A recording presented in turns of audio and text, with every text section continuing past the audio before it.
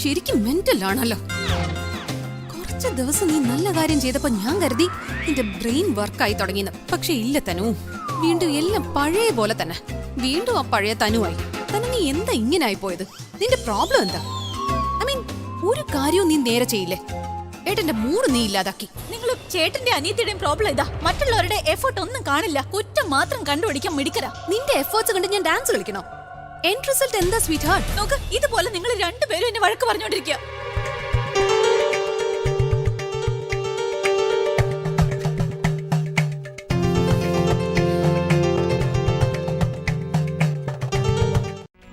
പ്രിയാണെങ്കിൽ ഈ വീട്ടിലുണ്ട്. അവൾ ഇവിടെ ഉള്ളപ്പോ നിനക്കത് അപകടം തന്നെയാണ് തനു. യു നോ വാട്ട്, നിങ്ങൾ ചേട്ടന്റെ അനിയത്തിയുടെ ജീനിൽ തന്നെ എന്തോ പ്രശ്നമുണ്ട്. ഞങ്ങളുടെ ജീനിലോ? പിന്നല്ലാതെ. ആ പ്രിയെ നിങ്ങളൊക്കെ വല്ലാതെ പേടിക്കുന്നുണ്ട്. പ്രിയ ഡേഞ്ചറസ് ആക്കിയത് ഈ പറയുന്ന നിങ്ങളൊക്കെ തന്നെയാ. ഞാനും പ്രിയും തമ്മിൽ എന്താ വ്യത്യാസമുള്ളത്? ഒന്ന് പറഞ്ഞേ. അവൾക്ക് കുക്കിംഗ് അറിയാം, എനിക്ക് കുക്കിംഗ് അറിയില്ല, അത്രയല്ലേ ഉള്ളൂ. ഇനി ഞാനും ഫുഡ് ഉണ്ടാക്കാൻ പഠിക്കും. ഏറ്റവും ആദ്യം ഞാൻ ഹൽവ ഉണ്ടാക്കാനാ പഠിക്കാൻ പോകുന്നത്. എന്റെ അമ്മ ഒന്ന് നിക്ക്, അവിടെ നിക്ക് തനു. ഇതൊക്കെ ചെയ്യണമെങ്കിൽ നിനക്ക് പിന്നെ ചെയ്യാം. പ്ലീസ്, കല്യാണം ആദ്യം ഒന്ന് കഴിയട്ടെ, അതിനുശേഷം നീ എന്ത് വേണമെങ്കിലും ചെയ്തോ. ആദ്യം ഏട്ടനോട് ചോദിച്ചാ കല്യാണ ഡേറ്റ് ഒന്ന് ഫിക്സ് ചെയ്യണം. ഇമ്പോർട്ടൻറ്റ് മീറ്റിങ്ങിനായിട്ട് അവിടെ വെച്ച് അവളെ ചീറ്റ് ചെയ്ത് ഡിവോഴ്സ് വാങ്ങാമെന്ന് ഞാൻ തീരുമാനിച്ചു. ഒരു ഡിവോഴ്സ് പേപ്പറും പ്രിപ്പയർ ചെയ്ത് ഞാൻ കൊണ്ടുവരുന്നു. പ്രിയ അവിടെ വെച്ച് കുറച്ച് ഡ്രിങ്ക്സ് കഴിച്ചു. അവൾ അതിൻ്റെ ഹാങ് ഓവറിലായപ്പോൾ ഞാൻ അവളെ കൊണ്ട് ആ ഡിവോഴ്സ് പേപ്പറിൽ സൈൻ വാങ്ങിച്ചു.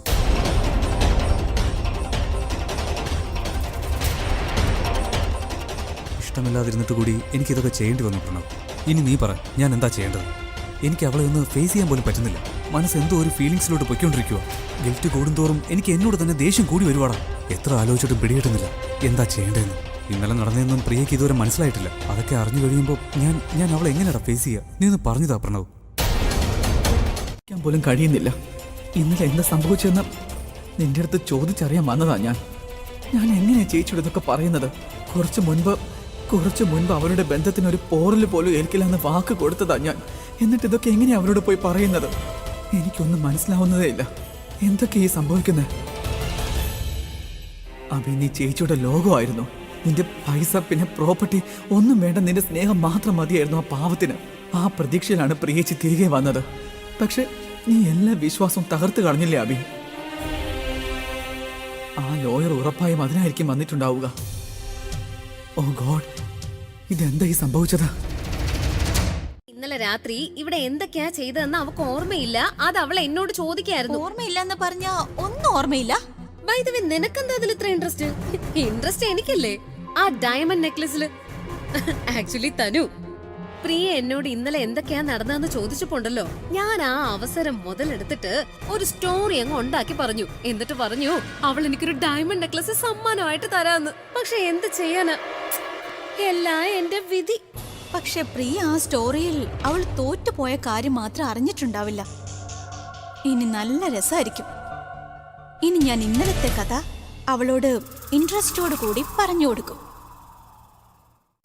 Check and meet. ഞാൻ പ്രഗ്നന്റ് ആയതുകൊണ്ട് എനിക്ക് കള്ളു കുടിച്ച് ആഘോഷിക്കാനൊന്നും പറ്റില്ല. പക്ഷെ നിനക്ക് കുടിക്കാൻ കേട്ടോ. I think I M sorry to say that നീ ഡ്രിങ്ക്സ് കഴിച്ചോണ്ട് ഈ ഡിവോഴ്സ് കിട്ടിയേ.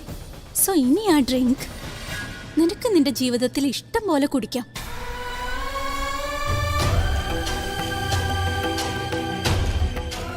Happy divorce. Good luck.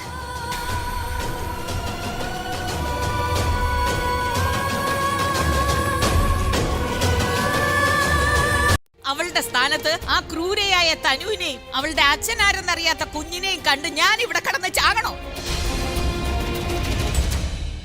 ഏത് രഹസ്യത്തിന്റെ കാര്യമാ പറയുന്നത്? ആ രഹസ്യം ഇപ്പോൾ നിലനിൽക്കുന്നുമില്ല. അത് ഒളിച്ചിട്ടിപ്പോ എന്താ കാര്യം? ഒന്നും നടക്കില്ല. മതി, എന്നെ വിട്. അഭിയോട് എനിക്ക് സംസാരിക്കണം. പ്ലീസ്, ഞാൻ പറഞ്ഞൊന്ന് കേൾക്ക. അച്ഛമ്മ ഇപ്പൊ പ്രിയയുടെ അടുത്തേക്ക് ചെല്ലേണ്ടത്, അല്ലാതെ അഭിയുടെ അടുത്തേക്കല്ല. ഞാൻ പ്രിയയുടെ അടുത്തും പോകും, പക്ഷെ അഭിയോട് സംസാരിച്ചതിന് ശേഷം മാത്രം. നീ എന്നെ തടഞ്ഞാൽ എനിക്ക് എന്തെങ്കിലും എന്നെ തടയാൻ നോക്കണ്ട. പറയുന്ന അനുസരിക്കും. അച്ഛമ്മ അങ്ങോട്ട് പോവരുത് പ്ലീസ്. അച്ഛമ്മ ഒന്ന് നിൽക്ക. അതിലും നല്ലത് വേറെ എന്താ? ഇട്ടതല്ല, ഞാൻ ചെയ്യിച്ചതാ. എന്റെ കുറെ നാളത്തെ ആഗ്രഹം ഞാൻ ഇന്ന് ചെയ്തു. ഓ തനു, ഈ പസിൽസ് പറയുന്ന നിർത്ത്. എന്താ ശരിക്കുള്ള കാര്യം എന്ന് പറ. ഇന്നലെ രാത്രി നടന്ന കാര്യങ്ങളില്ലേ, അതൊന്നും പ്രിയക്ക് ഓർമ്മയില്ല. കള്ളു കുടിച്ചതിന് ശേഷം അവൾ എന്തൊക്കെ ചെയ്തു എന്ന് അവൾക്കൊന്നും അറിയത്തില്ല. അവൾ എല്ലാരോടും ചോദിച്ചു. മൈഥിലി എടുത്തി, അച്ഛമ്മ, എല്ലാരോടും അവള് ചോദിച്ചു അവൾ ഇന്നലെ എന്താ ചെയ്തേന്ന്. പാവം, അവളുടെ ഈ അവസ്ഥ കാണാൻ പോലും പറ്റുന്നില്ല. ഞാൻ അവളോട് പോയി എല്ലാം അങ്ങ് പറഞ്ഞു. ഡിവോഴ്സ് പേപ്പറിൽ ഒപ്പിട്ട് കിട്ടിയതിനേക്കാൾ സന്തോഷം അവളോട് എല്ലാം പറഞ്ഞപ്പോഴെനിക്ക് തോന്നിയത് ശരിക്കും വേറെ ഏതോ ലോകത്തെത്തിയ പോലെ. നിന്റെ തലയ്ക്ക് അസുഖമൊന്നുമില്ലല്ലോ തനു. അത് നിനക്ക് തന്ന ബുദ്ധിമുട്ടുകളുണ്ടല്ലോ, അതിനു പകരം ഈ വേദനകൾ അവൾക്ക് നൽകേണ്ടത് അത്യാവശ്യമാണ്. ഈ ചാലഞ്ച്, പിന്നെ ഐഡിയ, അവളുടെ തോൽവി എല്ലാം നമുക്ക് നേരിട്ട് കണ്ട് ആസ്വദിക്കാലോ. അവളുടെ സിന്ദൂരത്തിന്റെ പേരിലുള്ള അഹങ്കാരം, അത് ഞാൻ എന്റെ കൈകൊണ്ട് തന്നെ അങ്ങ് തുടച്ചു കളഞ്ഞു. പ്രിയ അവളുടെ തോൽവി സമ്മതിച്ചിരിക്കുന്നു. ശത്രു സ്വയം തന്റെ തോൽവി സമ്മതിക്കാതിരിക്കുന്ന കാലത്തോളം നമുക്ക് ആ വിജയം ശരിക്കും അനുഭവിക്കാൻ കഴിയില്ല. അയ്യോ ഷ്യോർ? അവള് ശരിക്കും തകർന്നോ? അവളെ തകർന്നടിഞ്ഞു കഴിഞ്ഞു. അവളെ രക്ഷിക്കാൻ ഇനി ആരുമില്ല. പറഞ്ഞ് എല്ലാവരും ചിരിപ്പിച്ചെന്നെ. പക്ഷെ ഇല്ല, എല്ലാവരും എന്നെ ഉപേക്ഷിച്ച് പോവാ. എല്ലാവരും എന്നെ ഒറ്റയ്ക്കാക്കിയിട്ട് പോവാ. ആർക്കും എന്നോടൊരു ഇല്ലമ്മ, ഇല്ല. ഞാൻ അങ്ങനെയൊന്നും ഉദ്ദേശിച്ചല്ല പറഞ്ഞത്. അമ്മ വെറുതെ വിഷമിക്കല്ലേ. എനിക്കറിയാം ഇപ്പൊ ഒന്നും ശരിയല്ലെങ്കിലും ഉടനെ എല്ലാം മാറും. അമ്മ വെറുതെ വിഷമിക്കണ്ട. അമ്മ കരഞ്ഞ ഞാൻ പിന്നെ തോറ്റുപോകും. ഞാനിപ്പോ വരാം. നിക്ക്. എവിടെ പോണു പ്രിയ? ഉണ്ടല്ലോ, അയാള് ചതിയിലൂടെ നിങ്ങളുടെ മകളുടെ ഒപ്പ് വാങ്ങി. നിങ്ങൾ വെറുതെ അനാവശ്യം പറയരുത് അമ്മേ. ദേ, ഇവര് പറയുന്ന വിശ്വസിക്കരുത് അമ്മ. ഇവര് കള്ളോ പറയുന്ന. നിങ്ങളൊന്ന് മുറിക്ക് വെളിയിൽ ഇറങ്ങി ആദ്യം കാര്യങ്ങൾ മുഴുവനൊന്ന് പറഞ്ഞോട്ടെ. ഞാൻ നിങ്ങളോട് റിക്വസ്റ്റ് ചെയ്യാ, ഇതൊന്നും ഇപ്പൊ അമ്മയോട് പറയാൻ നിൽക്കരുത് പ്ലീസ്. ഞാനും നിന്നോട് റിക്വസ്റ്റ് ചെയ്യാ, പ്ലീസ് ആന്റിയോടൊന്ന് സത്യം പറഞ്ഞോട്ടെ. ആന്റി, ഞാൻ സത്യം പറയുന്നത്. പ്രിയയുടെ അഭിയുടെയും ഡിവോഴ്സ് നടന്നു. നിങ്ങൾ ഈ വീട്ടിൽ അതിഥിയായി ഇനി കുറച്ച് ദിവസമേ ഉണ്ടാവുള്ളൂ. പ്രിയ, നീ ഇനി എത്രയും വേഗം നിന്റെ സാധനങ്ങളൊക്കെ പാക്ക് ചെയ്ത് തുടങ്ങിക്കോളൂ. Aunty, you don't worry. ഞാനും ആലിയും കൂടി ചേർന്ന് നിങ്ങളുടെ സാധനങ്ങൾ പാക്ക് ചെയ്തോളാം. തനു, നീ ഇങ്ങനെയൊക്കെ എന്തിനാ പറയുന്നത്? പ്രിയക്ക് നിന്നോട് ദേഷ്യം വന്നാലുണ്ടല്ലോ. പിന്നെ നിന്റെ ഒരു സ്റ്റുപ്പിഡ് മാരേജ് ഹാൾ ഉണ്ടായിരുന്നല്ലോ, അതിന്റെ പേരെന്താ? സിന്ദൂരം. ഹാ, അത് തന്നെ, സിന്ദൂരം. ഇനി ഇവൾക്ക് സിന്ദൂരവും ഇല്ല, ഇവൾക്ക് ഭാഗ്യവും തീരെയില്ല.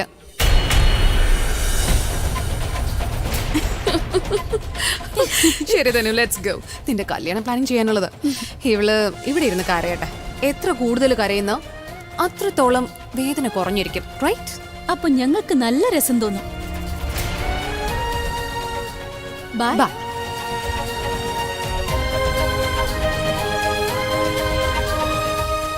By aunty. തനു പ്രഗ്നന്റ് അല്ലേ?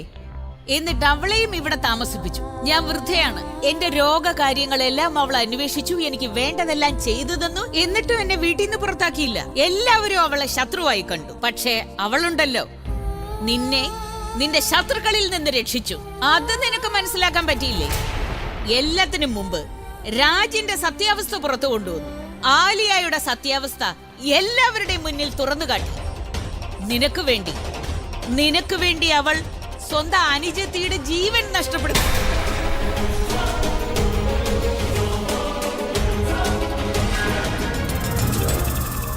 അവളോട് പറ, നിനക്ക് തെറ്റുപറ്റിയെന്ന്. നീ കാണിക്കുന്ന ഈ തലയെടുപ്പുണ്ടല്ലോ, റോക്ക് സ്റ്റാർ ആണെന്നുള്ളത്. നിന്റെ ഈ ശിരസ്, അതുണ്ടല്ലോ, അവൾക്ക് മുന്നിൽ കുനിച്ച് അവളോട് മാപ്പ് ചോദിക്ക്. അല്ലെങ്കിൽ എന്റെ മാപ്പ് ഒരിക്കലും നിനക്ക് ലഭിക്കില്ല. നീ ഇതങ്ങ് മറന്നേക്ക്. നിനക്കൊരച്ഛമ്മ ഉണ്ടായിരുന്ന കാര്യം, പ്രിയയോടുള്ള ബന്ധവും നീയും ഞാനുമായുള്ള ബന്ധവും ഇതോടെ അവസാനിക്കുന്നു.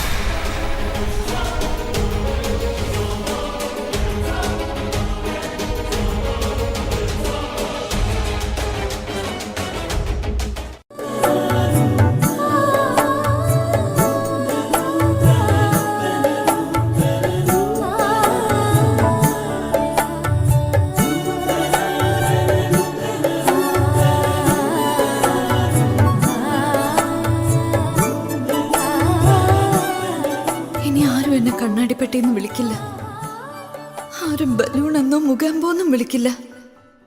ഞാൻ പ്രിയയായിരുന്നു, എന്നും അങ്ങനെ ആയിരിക്കും. എന്റെ അവസ്ഥയും വിധിയും എന്റെ സിന്ദൂരത്തിന് പോലും അതൊന്നും തടയാൻ കഴിഞ്ഞില്ല.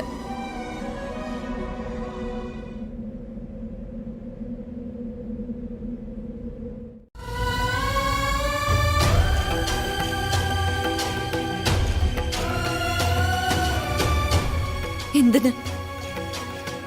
നിന്റെ ഈ കണ്ണാടിയിൽ നമ്മുടെ പഴയ ഓർമ്മകളാ പ്രിയ. ഇനിയും ഇങ്ങനെ കണ്ടാൽ എനിക്ക് നിന്റെ മുമ്പിൽ പിടിച്ചു നിൽക്കാൻ പറ്റില്ല. ഒന്നും സംസാരിക്കാനും കഴിയില്ല.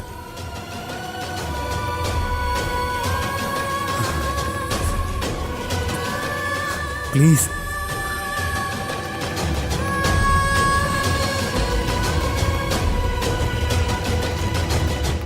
നിന്റെ അവസ്ഥ മാക്സിമം ഞാൻ യൂട്ടിലൈസ് ചെയ്യുമായിരുന്നു. ചതിയിലൂടെ നമ്മുടെ ഡിവോഴ്സ് പേപ്പറിൽ ഞാൻ നിന്റെ സൈൻ വാങ്ങിച്ചു. ഇപ്പോൾ ആ വക്കീല് പേപ്പറും കൊണ്ട് കോടതിയിലേക്ക് പോയിരിക്കുകയാണ്. കോടതിയിൽ നിന്ന് എപ്പോൾ വേണമെങ്കിലും ഓർഡർ വരാം. അത് കഴിഞ്ഞ്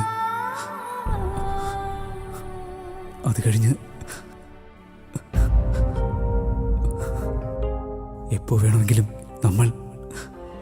നമ്മൾ വേർപിരിയും.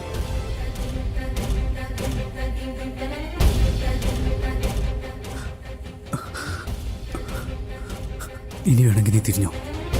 ചതിച്ചവനെ ഞാൻ. ഇങ്ങനെ കരയരുത്. നിങ്ങൾ ഒരു തെറ്റും ചെയ്തിട്ടില്ല. നിങ്ങൾ നല്ലൊരു തീരുമാനം തന്നെ എടുത്തത്. ഇപ്പോ നിങ്ങളുടെ കടമ മാത്രമേ നിങ്ങൾ ചെയ്തിട്ടുള്ളൂ. എല്ലാവർക്കും ഒന്നും ഫീലിങ്സിനെ മാറ്റി നിർത്തി ഇങ്ങനെ കടമ ചെയ്യാൻ കഴിയില്ല. നിങ്ങളാകട്ടെ എന്നോട് എല്ലാ സത്യങ്ങളും തുറന്നു പറഞ്ഞതിന് ശേഷം ഇങ്ങനെ ചെയ്തത്. നിങ്ങൾ എപ്പോഴും സത്യത്തിന്റെ കൂടെ നിന്നിട്ടുള്ളൂ. അതിനുവേണ്ടി സത്യത്തിന്റെ കൂടെ നിൽക്കാനായി എന്നെ ഉപേക്ഷിച്ചാലും എനിക്ക് അതിൽ ഒരു വിഷമം തോന്നില്ല. ഇന്ന് നിങ്ങൾ എന്നെ മനസ്സിലാക്കി. അതിൽ എനിക്ക് ഒരുപാട് സന്തോഷമുണ്ട്. പക്ഷെ എന്നെ കൊണ്ട് പറയാൻ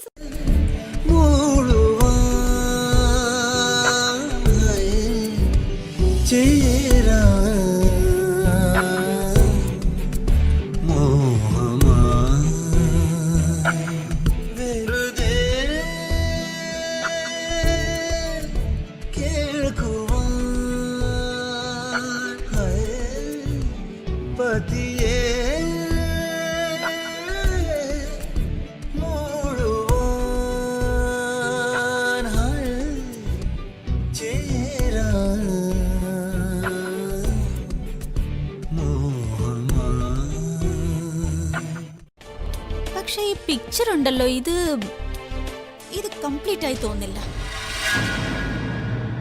ഞാൻ നോക്കട്ടെ. എന്റെ തനു, ഇത് ഇങ്ങനെ തന്നെയാ. വധൂവരന്മാര് നല്ല പൂമാലയൊക്കെ അണിഞ്ഞു നിന്ന് ഇത് നല്ല രസമുണ്ട്. പെർഫെക്റ്റ് ആണല്ലോ. അല്ല, ഈ പിക്ചർ പെർഫെക്റ്റ് അല്ല. ഇവിടെ ഐ തിങ്ക് ഒരു പെൺകുട്ടി കൂടെ വേണം. ഇവിടെ ഒരു പെണ്ണ് വേണം. ഇവളുടെ മുഖം പ്രിയെ പോലെ ഉണ്ടാവണം. എന്നിട്ട് അവള് കരഞ്ഞുകൊണ്ട് ഓടുന്ന പോലെ ആവണം. അതിൽ ഒരു അഡീഷനും കൂടി ഉണ്ട്. കണ്ണടി പിന്നിട്ട മുടി.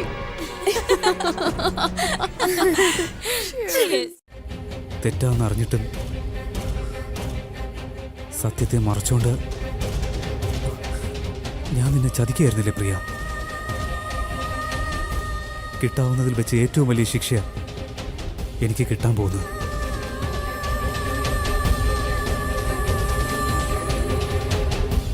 എനിക്ക് നിന്നെ നഷ്ടപ്പെടുകയല്ലേ?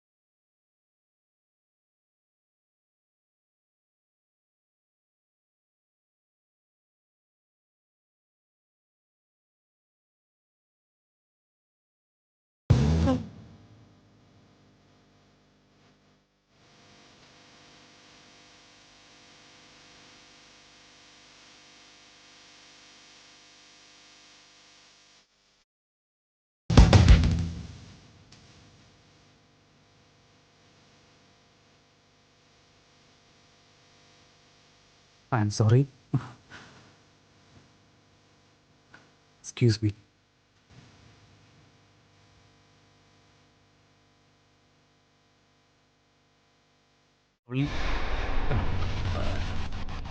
കരയുന്ന എന്തിനാന്ന് ഞാൻ വെറുതെ ചോദിച്ചു. എന്നിട്ട് ഞാനൊന്ന് സമാധാനിപ്പിച്ചു. പിന്നെ കുറച്ചൊന്ന് സംസാരിച്ചു. അതിനുശേഷം തിരിച്ചു വന്നു. ശരിക്കും ഇത്രേ ഉള്ളോ? പിന്നല്ലാതെ നിനക്ക് തോന്നുന്നുണ്ടോ ഞാൻ അവിടെ ചെന്ന് അവളെ കെട്ടിപ്പിടിച്ച് ഉമ്മ വെച്ചെന്ന്? ഇല്ല, എനിക്ക് ചിന്തിക്കാൻ പോലും കഴിയില്ല. നീയും ചിന്തിക്കരുത്. കാരണം നിന്റെ ഡിവോഴ്സ് ആയി കഴിഞ്ഞു. നീ അവളെ തൊട്ടാൽ നിന്റെ മുഖത്ത് അവൾ അടിവെച്ചു തരും. അടിക്കോ? അതെ, മോന്തയ്ക്കൊരൊറ്റ അടിവെച്ചു തരൂന്ന്. പിന്നെ അങ്ങനെ ചിന്തിക്ക പോലും ചെയ്യരുത്. നിനക്കെന്താ വട്ടാണോ? നീ ചോദിക്കുന്നത് എന്തും എനിക്ക് തരാൻ പറ്റും. എനിക്ക് നിന്നെ ഒട്ടും വിശ്വാസമില്ല. നിറം മാറുന്നതിനേക്കാൾ വളരെ എളുപ്പത്തിലാണ് ഓരോ ടൈമിലും നിന്റെ നിറം മാറിക്കൊണ്ടിരിക്കുന്നത്. അതുകൊണ്ട് എനിക്ക് അവകാശപ്പെട്ടത് നിന്റെ കല്യാണത്തിന് മുമ്പ് എനിക്ക് വേണം. അല്ലെങ്കിൽ നീ തയ്യാറെടുക്കുന്ന ഈ കല്യാണം എന്റെ അനുവാദമില്ലാതെ ഒരിക്കലും അത് നടക്കത്തില്ല തനു. ഞാൻ അങ്ങോട്ട് വരികയാണ് തനു, എന്റെ അവകാശത്തെക്കുറിച്ച് ഡിസ്കസ് ചെയ്യാൻ. ഒരുങ്ങിയിരുന്നോ? ഏത് കുഞ്ഞിന്റെ പേരിലാണോ ഞാൻ അബിയെ കല്യാണം കഴിക്കുന്നത്, ആ കുഞ്ഞിന്റെ പേരിൽ തന്നെ ഇവൻ എന്റെ കല്യാണം മുടക്കും. ഇനി ഇവൻ എങ്ങനെ തടയും? ലൈഫ് സെറ്റാവുമെന്ന് ഇപ്പോൾ എനിക്ക് ആ ലൈഫ് ഹെല്ലായിട്ട് തോന്നുക. ഞാൻ എങ്ങനെയാണ് അവളെ കല്യാണം കഴിക്കുന്നത്? പ്രണയം പോയിട്ട് എനിക്ക് ചെറിയൊരു ഇഷ്ടം പോലും തോന്നുന്നില്ലല്ലോ. എന്തായി അബി? ഏതെങ്കിലും കാർഡ് സെലക്ട് ചെയ്തോ?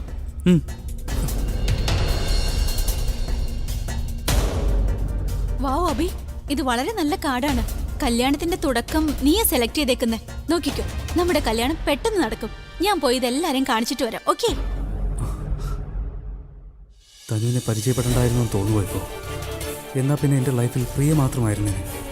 ഇപ്പോൾ അവളെ എനിക്ക് മനസ്സിൽ ഓർക്കുകയല്ലാതെ വേറെ വഴിയൊന്നുമില്ലല്ലോ. വളരെ നന്നായി. പക്ഷെ എന്തെങ്കിലും ചെയ്യാൻ വേണ്ടി ചേച്ചിയും കുറച്ച് ധൈര്യം കൊടുക്കൂ. ഞാൻ ധൈര്യം എങ്ങനെ? അയ്യോ, ചേട്ടൻ ചേച്ചിക്ക് കിസ് ചെയ്തുകൊണ്ട് പ്രതീക്ഷകളാ തന്നിരിക്കുന്നേ. അപ്പൊ ചേച്ചിയും അങ്ങോട്ട് കിസ് ചെയ്തുകൊണ്ട് കുറച്ച് പ്രതീക്ഷയൊക്കെ കൊടുക്കുന്നേ. രച്ചു, ഈ പ്രണയം എത്ര വിചിത്രമാണെന്നറിയോ? സാഹചര്യം എങ്ങനെ മാറി മറിഞ്ഞാലും ഈ പ്രണയം ഒരിക്കലും മാറി മറിയാനേ പോകുന്നില്ല. ഏതെങ്കിലും ഒരു വഴിയിലൂടെ ചേച്ചിയിലേക്ക് തന്നെ വന്നുകൊണ്ടേയിരിക്കും. ഇന്നലെ ചേട്ടൻ ചേച്ചിക്ക് ഡിവോഴ്സ് വന്നു. പക്ഷേ ഇന്ന് എത്ര വലിയ സന്തോഷമാ തന്നത്.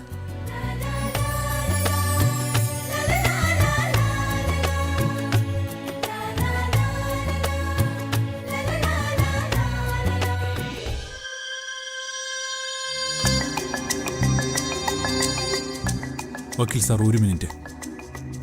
ഈ കേസുമായി ബന്ധപ്പെട്ട ഒരു കാര്യങ്ങളും ഡിലേ ആവാൻ പാടില്ല. ആലിക്കും തനുവിനും ഒരു അഡ്വാൻറ്റേജും കിട്ടാനും പാടില്ല. ഈ നിഖില് വക്കീലിനോടൊപ്പം എന്താ ഇവിടെ ചെയ്യുന്നത്? ഇവിടെ ആരെങ്കിലും നമ്മളെ കാണുന്നതിന് മുമ്പ് നമുക്ക് പോവാം. വാ, പെട്ടെന്ന് വാ. ചേച്ചിയുടെ ഡിവോഴ്സ് ഇപ്പൊ നടന്നതേ ഉള്ളൂ. അപ്പോഴേക്കും ചേച്ചിയെ പുറത്താക്കാനുള്ള പ്ലാൻ ഇവർ തുടങ്ങിയോ? വേറെന്താ പറഞ്ഞേ? അവൻ വീട്ടിലോട്ട് വരുമെന്ന് പറഞ്ഞു. പിന്നെ ഞാൻ ഫോൺ കട്ട് ചെയ്തു. എന്തൊരു ടൈമിംഗ് ആണല്ലേ. Nice, very nice. പതുക്കെ സംസാരിക്കാൻ പഠിക്കു തനു. നീ അത്രയ്ക്ക് വലിയ ആളൊന്നുമല്ല, ഒരു സെലിബ്രിറ്റി ഒന്നും അല്ല നീ. കാരണം നിന്റെയും അബിയുടെയും വിവാഹമൊന്നും നടന്നിട്ടില്ല ഇതുവരെ.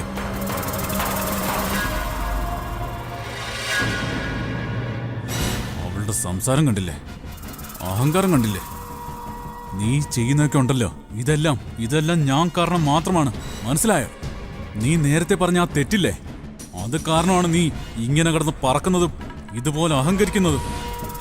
പിന്നെ ഈ ചെറിയ കാര്യം നിനക്കങ്ങോട്ട് മനസ്സിലാവുന്നില്ല. അതുകൊണ്ട് നിന്നെ പറഞ്ഞ് മനസ്സിലാക്കിക്കാനാ ഞാൻ ഈ വക്കീലിനെ കൊണ്ടുവന്നത്. You are A good friend. പിന്നെ തനു, വക്കീലിനൊപ്പം കുറച്ച് പേപ്പർ വർക്കുകൾ ഇപ്പൊ തന്നെ ചെയ്യാനുണ്ട്. I will just finish it. എന്നിട്ട് പെട്ടെന്ന് തന്നെ തിരിച്ചു വരാം. നീ ഈ കാര്യം നല്ല രീതിയിൽ ചിന്തിക്കുമെന്ന് വിചാരിക്കുന്നു. എനിക്ക് വേണ്ടി എന്ത് ചെയ്യാം? പോവാം. നീ എന്തിനെന്നെ തടഞ്ഞേ? അവനൊന്നും പറഞ്ഞു പോലുമില്ലല്ലോ. തനു, അവൻ തെറ്റ് ചെയ്തില്ലെങ്കിലും 110% നീ തെറ്റ് ചെയ്യും. എല്ലാം അവസാനമായിട്ട് കുളവാക്കുന്ന പരിപാടി നിനക്കുണ്ട്. നിനക്ക് എന്താ മനസ്സിലാവാത്ത തനു? നിന്റെ കല്യാണം നടക്കുന്നത് വരെ നീ ഇങ്ങനെയുള്ള പ്രശ്നത്തിലൊന്നും പോയി ചാടരുത് തനു. എസ്പെഷ്യലി ആ നിഖിലിനൊപ്പം ഒരു പ്രശ്നം. നീയായിട്ട് ഒരു ബന്ധവുമില്ല. എനിക്ക് നിങ്ങളോട് സംസാരിച്ചേ പറ്റൂ. ഞാനൊരു തെറ്റ് ചെയ്തെന്ന് പറഞ്ഞ് എത്ര നാൾ നിങ്ങൾ എന്നെ ഇങ്ങനെ ശിക്ഷിക്കും? ഞാൻ എന്റെ തെറ്റ് അക്സെപ്റ്റ് ചെയ്തില്ലേ? ഇനി എന്നെ എങ്ങനെ ശിക്ഷിക്കരുത് പ്ലീസ്. ഓഹ് അല്ല, നിങ്ങൾ എന്നോട് പ്രതികാരം ചെയ്യുക ഇപ്പൊ സത്യം പറഞ്ഞ. എനിക്കൊന്നും കേൾക്കണ്ട. പക്ഷെ നിങ്ങൾ ഇത് കേട്ടേ പറ്റൂ രാജ്. നിങ്ങൾക്കറിയോ അഭി പ്രിയെ ഡിവോഴ്സ് ചെയ്തു. ഡിവോഴ്സ് പേപ്പറിൽ ഒപ്പിടിച്ചിട്ട് തനുവിനെ കല്യാണം കഴിക്കാൻ പോവും അവൻ. അവൾ ഈ വീട്ടിലെ മരുമകളായി കഴിഞ്ഞാൽ പിന്നെ പ്രിയ എവിടുന്ന് പുറത്തു പോവും? പിന്നെ ഇവിടെ എന്തൊക്കെയാ സംഭവിക്കുന്നത് ഞാൻ പറയേണ്ട കാര്യമൊന്നുമില്ലല്ലോ. ഇതൊക്കെ എപ്പോ നടന്നു? ഞാൻ പറഞ്ഞത് നിങ്ങൾ കേട്ടല്ലേ രാജ്? നിങ്ങൾ ഞാൻ പറഞ്ഞു കേട്ടു. എന്റെ ദൈവമേ, എനിക്ക് സന്തോഷമായി. എന്റെ വയറുവേദനയും പോയി, സമാധാനമായി. ദിനക്ക് ദിനദീം തനാ ദീം താനനാ പറന്നു വന്നു പൈങ്കിളി വിരുന്നു വന്നു രാക്കിളി ഒരുങ്ങി നിന്ന തേങ്കിളി മൂന്നാം കിളി ഇളവെയിലും കളിനിഴലിലും ഇവരൊരുമയാ കൂടുന്നിതാ. നിങ്ങൾ കാരണം എന്റെ കൈ പൊള്ളി. ഞാനെന്ത് ചെയ്യുന്ന? നിങ്ങൾ എവിടെയാ ശ്രദ്ധിച്ചേ? അല്ല, എന്റെ ശ്രദ്ധയിലെ മാറിയത്. അപ്പൊ നിന്റെ കൈ എങ്ങനെ പൊള്ളുന്നേ? നിങ്ങൾ എന്നെ നോക്കിക്കൊണ്ടിരിക്കായിരുന്നില്ലേ? നീ എന്നെ നോക്കിക്കൊണ്ടിരിക്കായിരുന്നല്ലേ?